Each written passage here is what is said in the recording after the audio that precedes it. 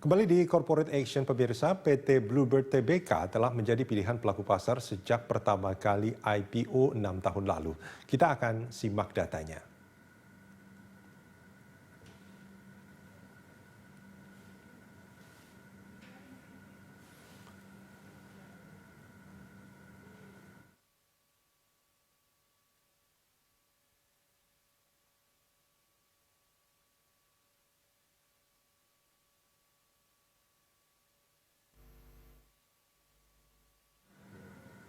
Ya, kita lihat pemegang saham PT Bluebird Tbk, ini ada PT Pusaka Citra Joko Sutono 31,5%, kemudian Masyarakat 28,6%, Purnomo Prawiro ini 9,6%, dan masih ini banyak sekali pemegang sahamnya ya Mas Juan ya. Oke, dan ini nampaknya memang direksi ya, dan kalau kita lihat nama belakangnya ini banyak yang sama. Ya. Nah, ini adalah pergerakan nilai saham Bluebird di Januari 2.600, kemudian jatuh ke 765 di bulan Mei kemarin, dan sekarang mungkin mencoba bangkit tapi nampaknya masih belum sanggup untuk ke level di awal tahun, masih di 1015 hingga 11 Agustus kemarin.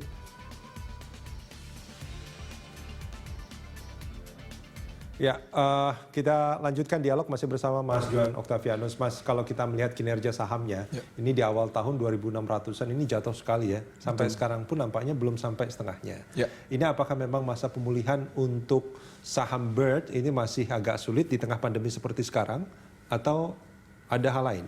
Ya, jadi memang kalau pertama untuk pelemahan dari harga saham sendiri, ini sudah tercermin dari kinerja perusahaannya ya, dimana kalau memang kita lihat dari Q1 dan Q2 ini juga dibandingkan dengan tahun-tahun sebelumnya sangat jauh dibandingkan kalau untuk perbandingannya. Nah, ini memang kan alasannya tadi COVID ini. Nah, kalau kita melihat sebagai prospek ke depan ya memang secara bulan Juni dan Juli ini sudah ada recovery nih. Cuman kalau untuk nanti secara akumulasi dibandingkan dengan tahun-tahun lalu, saya rasa untuk perbandingannya akan cukup jauh nih secara kinerja. Jadi memang kita rasa kita masih belum ekspektasi nih bahwa dari kinerja bakal bisa pulih, bahkan bisa bertumbuh, kita rasa ini masih belum. Karena pelonggaran PSBB pun tidak membuat masyarakat terus kemudian mau menggunakan taksi ya. Kita lihat juga dari strategi kantor juga malah membuat seperti shuttle ya, di mana dari karyawan-karyawan berdekatan ini dijemput secara bersamaan, jadi lebih mengurangi dari paparan terhadap kendaraan umum seperti itu. Nah, kalau menurut Anda, ini dengan situasi seperti sekarang, ini target revenue dan profit Bluebird akan seperti apa kira-kira?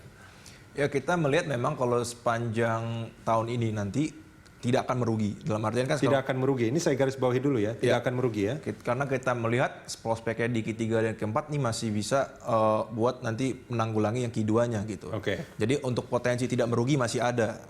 Nah, namun kalau kita lihat juga nanti kalau dengan yang logistik ini bisa berjalan dengan baik, kita rasa ini juga salah satu penopang yang buat nanti perusahaan bisa mengamankan dari segi laba bersihnya. Yang logistik tadi? Ya. Oke, nah apakah itu satu-satunya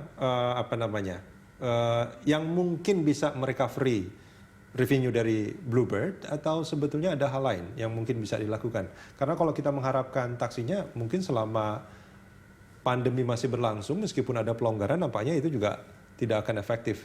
Ya, begitu nggak kira-kira melihatnya? Jadi kalau kita melihat dari lapangan ya, dalam artian kita melihat dari situasi kerja, contohnya seperti SCBD, kita melihat sudah ada recovery nih. Dalam artian dari emiten juga sempat memberikan komentar terkait recovery di bulan-bulan, terutama di bulan Juni dan di bulan Julinya dan bulan Agustusnya ini sudah ada recovery.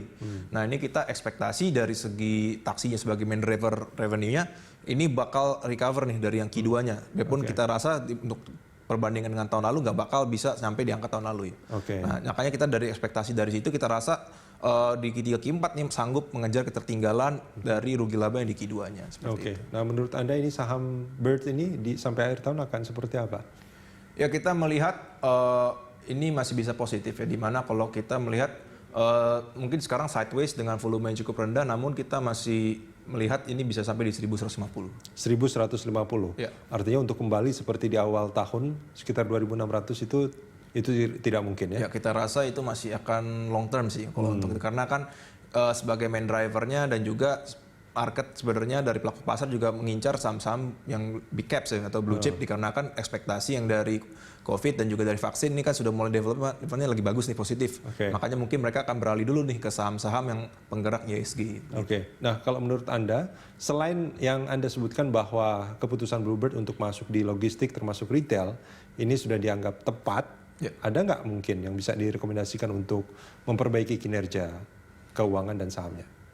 Ya, kalau kita lihat memang kalau untuk kinerja dan saham itu kan korelasinya positif, dalam artian ketika memang kita lihat ada attention dari corporate action yang baik, itu leading to kinerja perusahaan yang membaik, otomatis dari harga sahamnya mungkin akan terkerek. Akan terkerek. Jadi mungkin memang paling mudahnya kita lihat dari pemain-pemain ininya memberikan promo-promo seperti itu. Dan juga kalau kita lihat contoh seperti PT KAI ini juga sama nih strateginya. Kita lihat kan mereka juga dari segi penumpangnya udah mulai turunin masuk ke bisnis logistik juga atau dari pengirim barang. Nah, kita rasa ini makanya sudah mulai tepat sih. Oke, baik.